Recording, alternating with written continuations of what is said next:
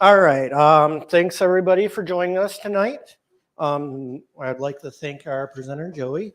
He's going to be presenting the Ventures in Homelab. Also, I'd like to thank Town Square Food and Spirits for generally hosting this event. Tolerating us. Yeah. Our next meeting will be held at One Eye Betty's in Ferndale on March 23rd, and I'll leave it up to Joey. All right, welcome to my TED Talk on Homelabs and fun financial suffering.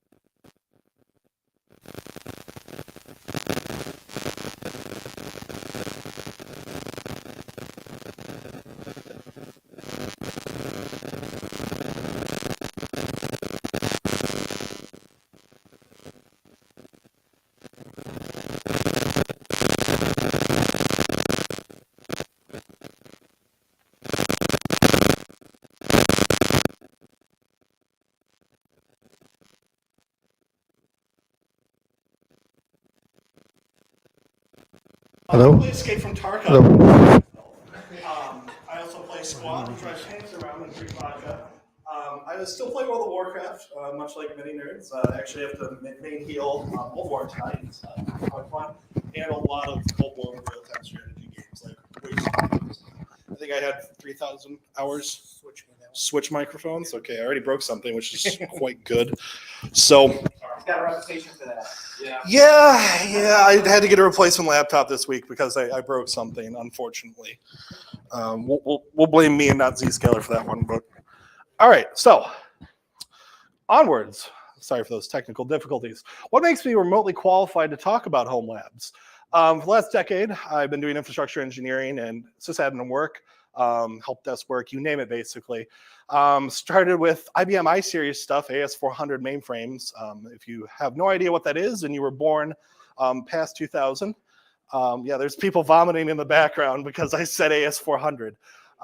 Old mainframes that logistics companies and automotive manufacturers really, really love. It's really fun to watch GM people manually type in a 15-digit part SKU over and over and over again. And when my career progression slowed down, I resorted to Homelabs because my friend Elliot talked me into it. And so I went out and started collecting parts for Homelab. Actually, the NAS I started with is over here in the corner and it's being donated to Ed. So my personal Homelab. My goal was low power consumption and then being able to do anything you would be able to do with enterprise software. For instance, like blowing up your Homelab running Nessus. Very fun. Networking gear, all Ubiquity. Storage is now Synology, which is wonderful. And the compute elements were Intel NUCs, which are these tiny little form factor PCs that just sip power. They run VMware ESXi quite well, which is my hypervisor of choice. So, uses for a Homelab. What can you do? Well, my favorite so far has been a Pi-hole, which is a DNS sinkhole, which basically kills all trackers that Google, Amazon, and those other nefarious companies want to follow you with, so they can figure out what to better sell you. Yeah, it makes, and between YouTube Premium and that Pi-hole, I haven't seen ads in like a year or two. It's been pretty cool. It's great. You also get to see everything, all the DNS queries die in real time, which is really cool. Ansible, automation tool for patching, for building servers, for pretty much doing anything you want with Python. Very good. Kali Linux as well. You can use the most popular pen testing OS in the world. And you have to edit the variables on the VMware side to make it work, but for copy and pasting and stuff like that, but it works. Windows Server 2022, you can try the latest and greatest from Microsoft to set up your own AD environment. I did that as well. It's quite fun. And I even deployed the command line only version just for added suffering. VMware vCenter, you need a management appliance to manage all of your hypervisors. And so that is the purpose of VMware. Other Homelab uses, deploy your own SIM. You can deploy a Splunk connector and push it straight up to your own instance. I believe you get, I think it's under 200 megs of logs a day. Correct me if I'm wrong on that. Plex Media Server, recently very much in the news due to LastPass. Plex Media Server, you can stream video to all your friends and even yourself if, say, you have WoW internet service and your service goes down constantly and you want to watch obscure films from the 1990s. You can, yeah. Yeah, don't listen to anything Josh says. Web hosting, you can host your own web servers via Apache, IIS, you name it.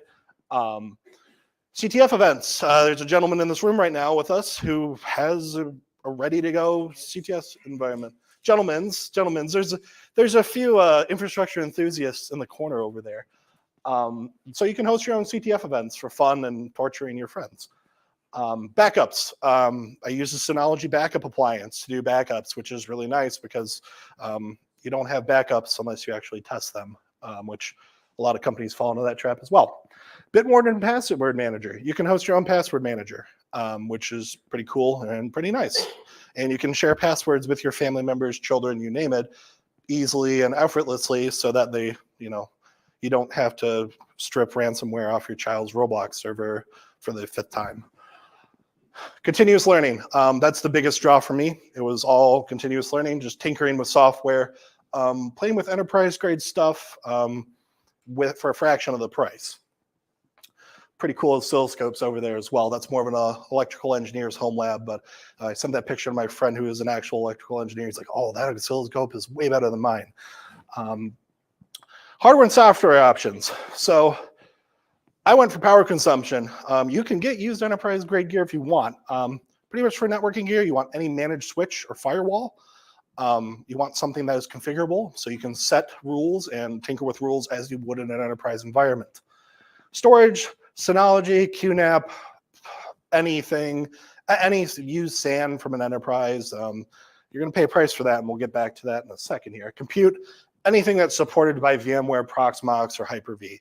You're looking for a specific processor, part number, part SKU that's supported by vendor.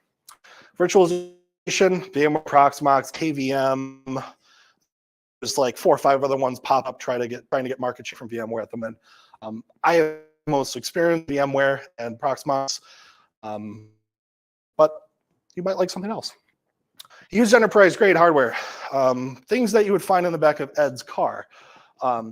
You can get them for very, very, very cheap prices. Like you can get Dell R630s for like $200, $300 that someone paid thousands of dollars for 5 years ago. The downside of this is noise and power consumption. These are enterprise grade servers. They operate at like 60 to 80 decibels sometimes. And so if your family members don't like fan noises or your pets hate fan noises, probably won't enjoy that. Also, it'll double or triple your power bill very quickly. Free heating though, it puts off a lot of BTUs of heat, nice and toasty. Like if you're running them in a small 800 square foot apartment complex and gets really toasty in there. Or if you have a mining rig in your apartment complex, you don't even need to turn on your heat. So how to source affordable hardware. Facebook Marketplace is a phenomenal place to get really good deals on hardware. Ed probably has more tips than I do on that.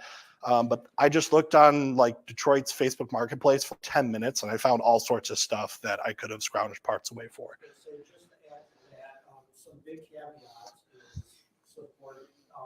I know all Verizons basically don't support VMware. Yep.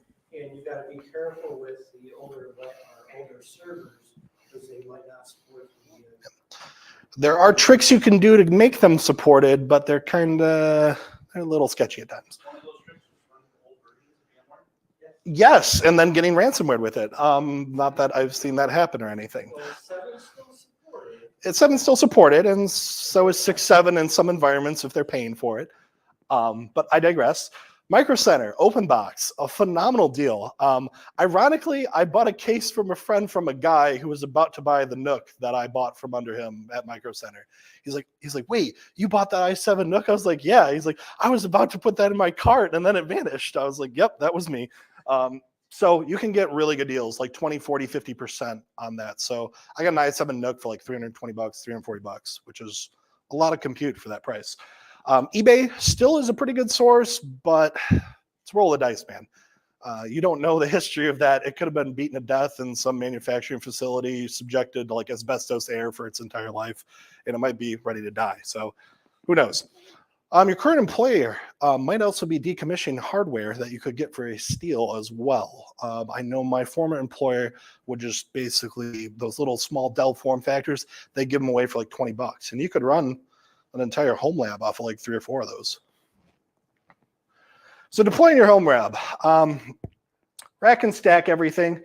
I can't stress this enough, especially after the last month in Michigan. Put everything in a UPS, and also make sure to plug in the battery of your UPS, because if you don't, it won't work very well. Ask me how I know. It's just an extra safeguard. $100, $200 for a UPS will safeguard you from melting something or possibly a brownout, taking out one of your like Synology appliances or something like that, and bricking one of the power supplies or something like that. So you can also source rack equipment from like StarTech or Facebook Marketplace and get it for really, really cheap. I have a StarTech 6U mount that's just been on an IKEA desk for the last 3 years. It's been doing great. But yeah, the guy who posted that picture looks like some Ubiquity stuff and a nice little StarTech rack stuffed in the corner of his house somewhere. So Homelab networking. This is a very interesting subject after LastPass's adventure and segmentation over the last month. Rack and stack your firewall choice and network equipment. Make sure to properly segment everything in your network. I can't stress this more. My work from home device, all it can do is communicate out to the internet. That's all it does. It cannot see any of the other camera networks, IoT networks, nothing. All the networks have their firewall rules in place and they're segmented so that if something does go poorly, it's a small blast radius. So not doing so can end up like the data breaches that happened to LastPass, where a guy's Plex server was unpatched and somehow had access to LastPass data, and it got an entire company breached. Personally, work from home network can only speak out to the internet. That's all it does. I give every network its own use case. Got a question? Do you have an infrastructure VLAN so it talks to the IT, or is it just goes from There's an infrastructure VLAN for the hypervisors and for the specific like compute elements and SANs and stuff of that nature. But yes. But yeah, I'm just applying what I learned in infrastructure and just basically made a smaller version of that for my Homelab. So deploying your hypervisors, use Rufus or any other utility you like to make bootable media. Pop that into your hypervisor of choice. Deploy your Proxmox, your VMware, add it to a vCenter if you have a vCenter deployed. Makes management a lot easier. And you have to now decide if you want to use local storage or if you want to set up a NAS.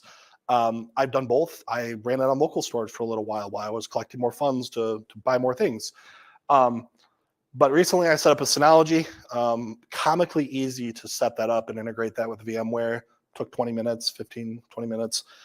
Works really, really well. Doesn't vMotion as fast as Flash Pure Storage, but I'll make do. You can also use free NAS as well. You can build your own NAS. There are some pretty cool 3D printable NAS enclosures and things of that nature where you can stuff like 12 drives into this tiny little box. So if you're like me and you're not opposed to paying $150 to $200 a year for VMware's entire software suite, you can sign up for vMug. vMug gives you access to pretty much every piece of enterprise-grade VMware software you can get your hands on. There are some caveats with you can only have 2 VMware vCenter licenses and 6 ESXi licenses. But still, to pay for that in the enterprise grade is between tens of thousands of dollars. So getting that for like under $200 a year, pretty good deal. And they even have like vSphere 8.0 already released to the vMug community, which is really cool. And thanks to people like William Lamb, there are supported networking drivers that work with everything, which is really nice. and we'll get back to him in a minute. Homelab best practices: patch often and at regular intervals, at least once a month, ideally more frequently.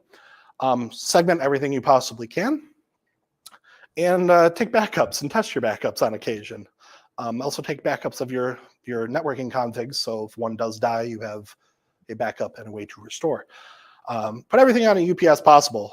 Due to Michigan's erratic power in the last month, I've started putting pretty much anything I value on a UPS because I like not having brownouts, and I like not having to reset my clocks and phones and stuff like that. So source quality cables from like Ubiquiti Monoprice. It makes your life easier for patching, and you can buy them in bulk really well. Jason was actually impressed by Ubiquiti's cables. He's like, wow, these are actually pretty good. Impressive. And I've bought from Monoprice many, many times. What would I do different if starting over? This came up in the dry run I did a couple days ago, and we came to the conclusion that if you're starting fresh, a $500 to $1,000 Synology appliance offers you a lot. It has the ability to function as its own hypervisor, as its own backup solution, also as its own Active Directory, which is a lot for that price point. It runs really, really well too. I'm very, very impressed with it. I'm probably going to buy another one actually later this year. Got a question. Depends on the disk size you're going with, because you can buy like a 212, like I bought for like $250, $300. You can slap two 2 terabyte disks in it, and you'll have a 2 terabyte volume with RAID. Depending on the destination, at a Yeah. $1,000 price point, you're either well prepared and or like completely done. So what we're talking about there is you've got retention disk, so spinning disk, as well as at that price point, let's say it's the 4 disk or 5 disk solution. You've got your cache disk in it and the upgraded RAM. So you can put NVMEs in for caching as well, which is really nice. That's something that came out with the 723 and the 923, is they allow you to install 2 NVMEs for caching, which is really nice. So you get basically what was like becoming big in like the enterprise world in like 2015, 2016 in a small little consumer appliance now for under $1,000, which is really good. Question, I would get it without the disk. Yeah. And source the disk from different vendors. That's another point we've made before, is that do not buy your discs from all the same place, because if they come from all the same batch and you get screwed over on that and you get bad discs, they all die at once. Well, you're in trouble. So order them from like Newegg or one from Amazon. Go to Micro Center and scoop up the other one. So diversify your risk on that one. And we got another hand in the back. Can I derail you for half a second? Yeah. So when you talk about cache, what is cache? A volume or a memory resource that you would use for read-write operations. Okay. Why would you need 2 of them at this point? Like, why would you need 2? Synology device. In a Synology device, because the cache would act as the flash accelerator, so having faster read writes and faster throughput. You can also provision it as its own volume as well. So when you have 2, you can have one for input and one for output, right? So you can deliver that content out faster, or you can ingest it faster. Yep. You basically double your read write speed. Should be far beyond double, but yeah. Double or triple compared to some things I've seen, but I haven't set that up yet. It's something maybe Q2, Q3, who knows. So useful tools. This will make your life a lot easier for even just things around the house or ripping apart your friend's gaming computer that he bricked. Good ratcheting screwdriver. The Linus Tech Tips screwdriver has been big in the news recently. I don't have one. I might buy one. Who knows? I just have this little Klein Tools one from Home Depot. It was $20. And I've used it for car stuff. I've used it for computers. I've used it for just about anything. What's your thoughts on like a power screwdriver? There's some risk that involves with power tools and small electronics. I've broken a motherboard doing that. Don't do that. Be very... The little ones work. Just watch the torque spec on it. You don't want to crack your motherboard doing taking your 20-volt DeWalt and just taking it to town on your motherboard screws. Don't do that. You're going to have a $240 broken motherboard. Not that I did that about 6 years ago. Oh, yeah. Whoa. What are you, a Milwaukee guy over there in the corner? So moving onwards, anti-static mats are nice to have as well if you're handling electronics of any type. They're cheap. The straps are cheap, $8 to $20. iFixit toolkits actually have been quite useful for me for just little things because I lose screws absolutely everywhere, which comes to flexible magnetic stick. Very useful for fishing out screws that you've lost. On cars, you get the nice long ones, so you can get that 10mm bolt that has went into the ether below you somewhere. A small vacuum, also very nice, which goes hand in hand with the can compress air. So you blast out the can compress air, and then you use a small little vacuum to clean it up. To go on top of that, I really like the battery operated version of compressed air. Battery operated compressed air. That's living in 2023. Yeah. So Homelab examples. This guy went above and beyond and paint match and color match literally everything to his server rack. Impressive, very nice. He has TP-Link switching, HP Compute, Dell Storage, APC battery backup. Everything's really well done. He even channeled it down so you don't see any type of cabling. It's very well done. Definitely not my Homelab. This is another nice one. Really well done. Everything's color matched, very impressive. The downside of that might be you have enterprise grade servers right next to you, and it might be a little bit loud when the fans kick into overdrive mode. And there's also 2 katanas there for home defense as well. Very important to have. You never know when someone might try to break into your Homelab. No. Oh no, yeah, they're definitely stolen from our Homelab. Definitely, yeah. I will not even lie. I poached pictures from there left and right. This is also from our Homelab. Some guy made a really, really nice Grafana dashboard, which also, I believe he's in Denmark, calculates his cost as well for his data center based on his price he pays for power. Really impressive. And like this guy had dashboards for literally everything. Question on back.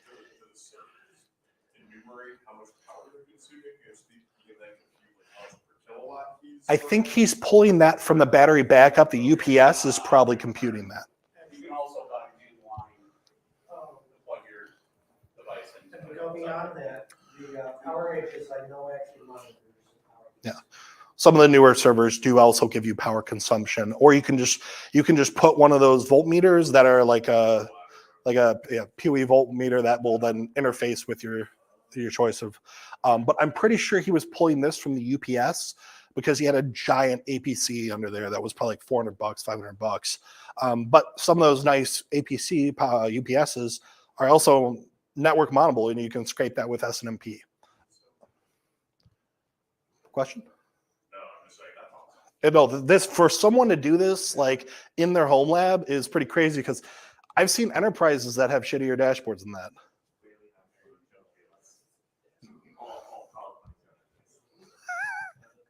So closing thoughts. Even if your work is not providing you with all the intellectual stimulation that you desire, you can do that at your own Homelab, which is really cool. I've used my Homelab to learn a bunch of new technology and blow up my own Homelab with security tools many, many times. Also, another proponent for backups. Have backups because you never know when you might deploy something that will blow up your Homelab. So, questions and possible answers. In the corner. Intel NUCs are tiny little compute elements, generally used for like media centers. They run off of laptop power supplies, and they come with i3s, i5s, i7s, and some of the higher end ones have i9s, but they're not really economical to buy. They are VMware supported procs in them. And so you can just rack. There's guys that actually 3D print racks for them that you can put into a rack mount server and just slot them all in. That's my preferred compute method. But again, you have to watch what versions you get. Correct. You don't want the really old, like the NUC 7s, NUC 8s. They're getting out of support with VMware. Josh? So you use the NUCs for VMware. How many VMs can you deploy? Depends on the load of the VMs, but when it comes to Linux VMs, you can run 5 to 10 of them on an i7 NUC, provided they aren't like ripping along doing anything wild. I would be able to run probably 10 instances, 15 instances of Pi-hole on one NUC and not even break a sweat with that thing. They're very powerful for their price.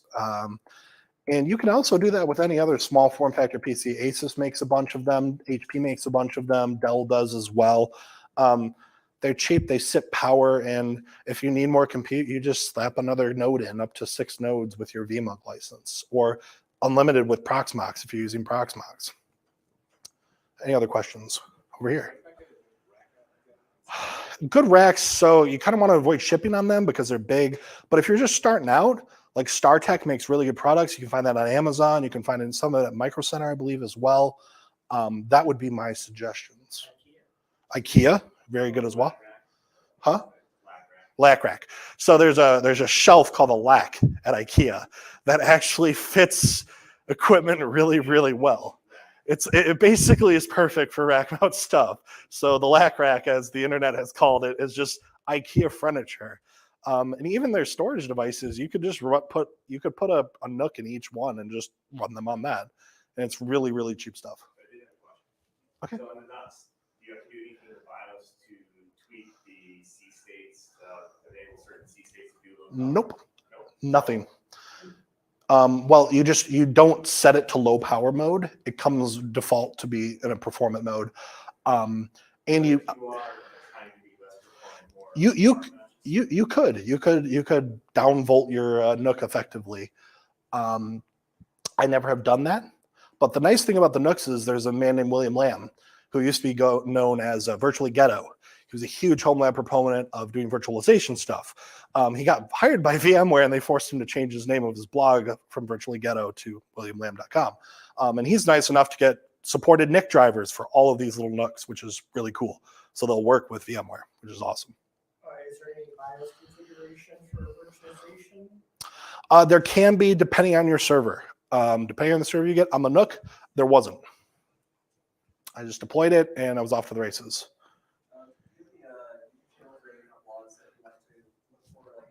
I'm happy you asked. We have additional resources here and the slide deck will be available. That you activated my trap card. All right. So Reddit Homelab subreddit, where a lot of these were stolen, and you don't have to take pictures or anything. I'll supply the slide deck to everybody.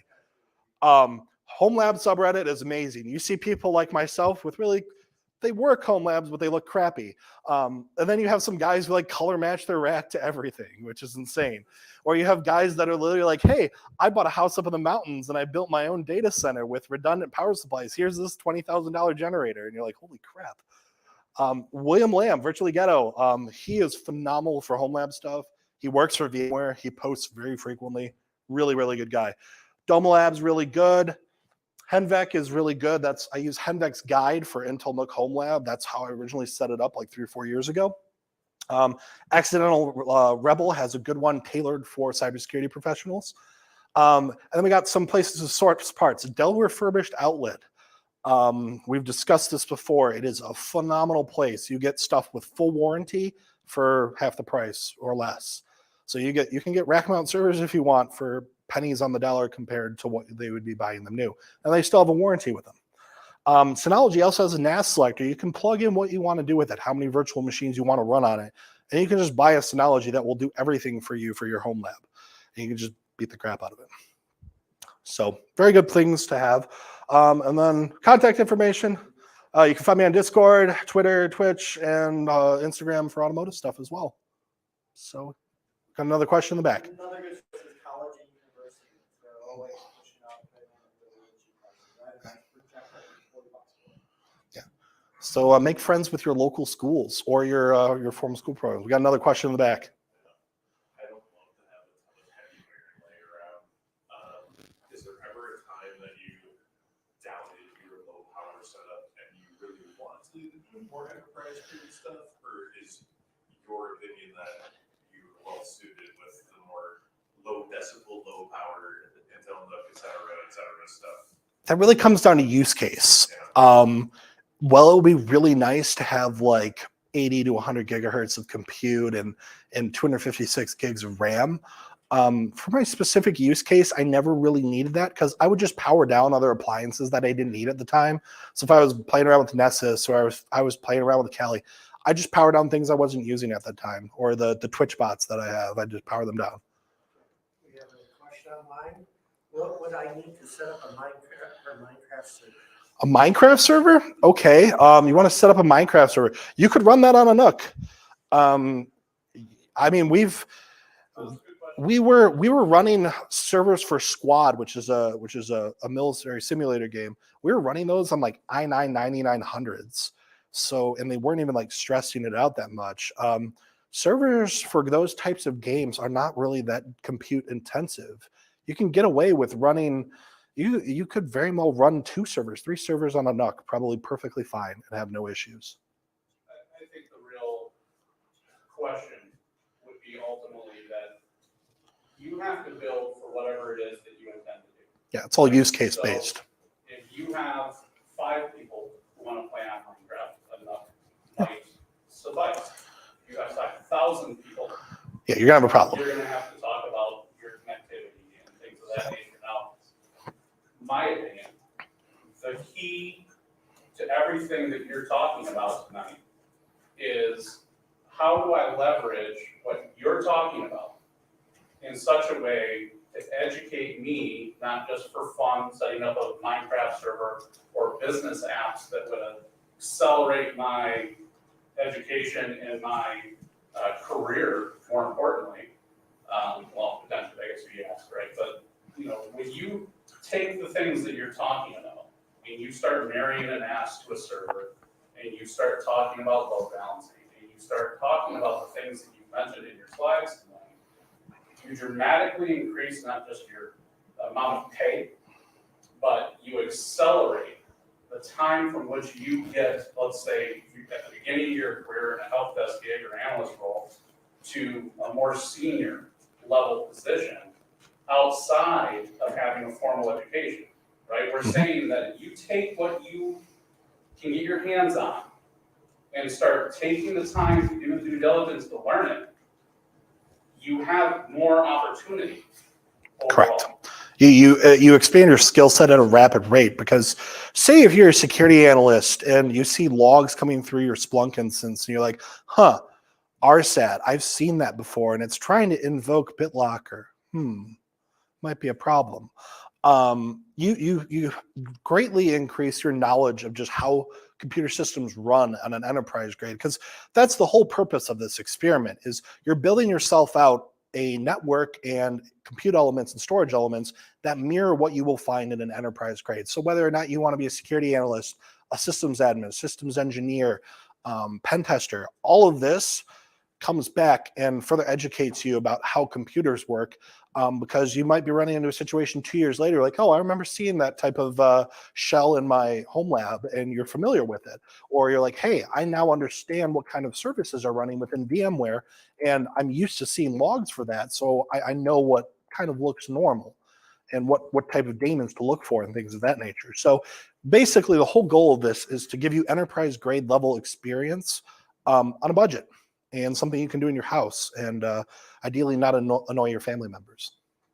But if you buy enterprise grade stuff, you might annoy your family members. But that's a price they'll have to pay. Many of the questions here tonight have been around power consumption. It seems to be everybody's concern, right? I bought these things. How much is it going to cost me per month? So my entire bill for a Nook, Synology, more and more, basically my entire Homelab with all my Ubiquity gear and everything, in a 1,000 square foot house with a gaming computer with a 3080 Ti running pretty frequently, $90 to $120 a month. Not too bad. I'm very frugal with the lights and everything, like my father was, but it's not that expensive. But if you go with the enterprise grade stuff, that can bump that price way up and a lot more heat as well. So your cooling costs will go up too. So, real quick, to finish what I was getting at. If I didn't want to go with the Nook solution, right, the next unit of compute, right, that you see, Yep. If I didn't want to do that and I wanted to go more enterprisey, like I have, how would I keep the power consumption down in a 6-server cluster of VMware servers?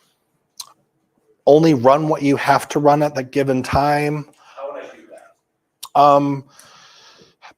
Load balance them and make sure you're observant of what your compute environment's doing, perhaps via dashboard, like that that guy made, or any other type of power monitoring equipment as well. Like an APC UPS could do that as well. I would encourage you to think beyond the idea of low power, but instead scale. So most solutions like VMware have the capabilities built in to turn servers on, physical servers, when they're needed. So in VMware world, it's called what? DRS? Yeah, no, yeah, DRS is Distributed Resource Scheduler, which will shuffle them around based on load. So theoretically, you could just power down that hypervisor and it'll automatically shuffle those servers onto another hypervisor. So let's say I have that Minecraft server and I've got it turned off as a virtual machine on my primary server, and it turns on and it requires more resources. DRS is capable of turning another physical server on and moving that over to that server. And Correct. from that, correct. Correct. So you can, so his point with scalability is really good as well. You want something that you can deploy quickly and that you can stand up in an expedient manner if you have to scale up. Like say you're doing a lot of pen testing, password cracking and things of that nature. Having a cluster of servers doing that and being able to power on additional compute for that would be very convenient. Brad? I guess piggyback off what he said, that's the thing that I brought up before was C states. Is to make sure that in the BIOS to enable certain C states, and that's the thing to look up on Wikipedia. Because there's certain motherboards and certain CPUs, especially in more enterprise speed. Yeah. They'll be able to do different states where the machine, the OS will detect if it needs to start to move, moving things to kind of power down, lower power, turn them off entirely, even spin the disks down to get to a very, very low power state. So whatever work is done, you run it overnight, you're not eating your power bill. It just goes into like hibernation mode at that point. Another nice thing to have with that is if you are deploying enterprise grade hardware, make sure to go to your vendor and update your firmware and your drivers. Because if you don't, you could run into a lot of compatibility issues and optimization issues. You could be like, well, why the hell won't it support ESXi 7.0? Well, the ESXi 7.0 wasn't released when that server was made. You could run into issues like that. More questions? You mentioned Bitwarden and hosting that as like your own password management vault. You also mentioned the situation with LastPass. Correct. Would LastPass have benefited from setting up a Bitwarden in their lab? I don't think LastPass. Well, that looks really bad from a marketing and sales perspective. I'm not a professional consultant, but if I were, I would tell LastPass that they probably have other issues than password management if DevOps people have access to production data and secrets on their personal devices. Yeah, it's a real bad time. Question? I'm just wondering what the storage layer looks like for technology. So like, I'm mostly familiar with like enterprise like Google or using something like SAP. Are you able to provision block devices, or is it mostly like NFS or Samba? NFS, Samba, iSCSI. So there's like Butterfest. Yeah, Butterfest. So there's a lot of different various supported structures for your data stores. You can like, you're not going to be as performant as those Nimbles or those Pure Storages, but you can get very close in the type of architecture that you would find in those types of storage. Depending on your spend, you might find it shockingly fast. So even at iSCSI speeds, if you're using the caching, if you go even farther and use SSD disks as your primary disk, you probably are going to be surprised. Yeah, you'd be surprised what a bunch of like 970 Samsung slapped into a Synology can do. I've seen. 920 also has dual network ports even now. Yep.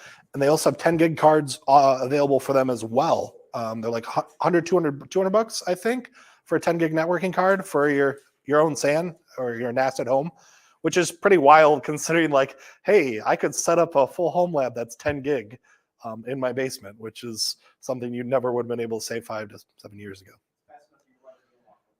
Oh yeah. I run a lot of VMs just off of iSCSI and it works really well. And that's just gig copper. Very impressive. I've been using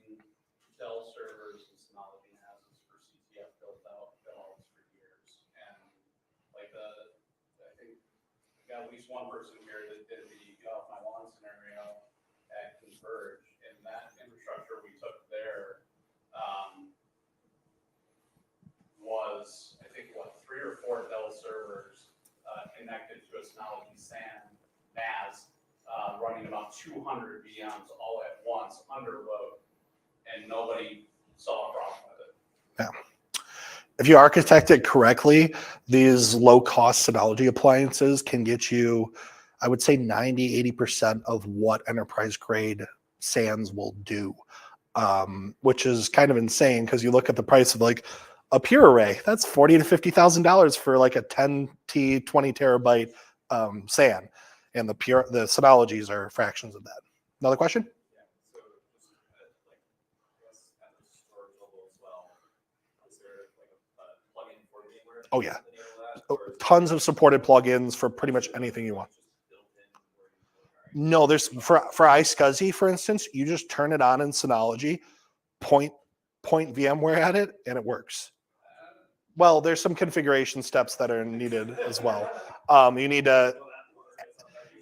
The VAI plugin for your VMware servers will get you faster connectivity and all of the little bells and whistles on protocols for your Synology NAS. But they're all supported and made by Synology to work with VMware, which is, yeah. You're not buying like questionable drivers off of some dude from Romania, which is, you know, Fine. Why do you it's probably fine. It's racist. Yeah. Here he goes again, the second time today. Any other questions? All right. Well, thank you for coming to my TED Talk. The slide deck will be available later if you want the links and stuff or the cat pictures. I have a lot of those if you want more cat pictures. But yeah, if you are in the Metro Detroit area, come on by to our next TED Talk next month. I believe it is Kubernetes. So we got a guy giving a K8 discussion who is going to dive pretty deep into the technical side of Kubernetes from what I hear. So come on by for that.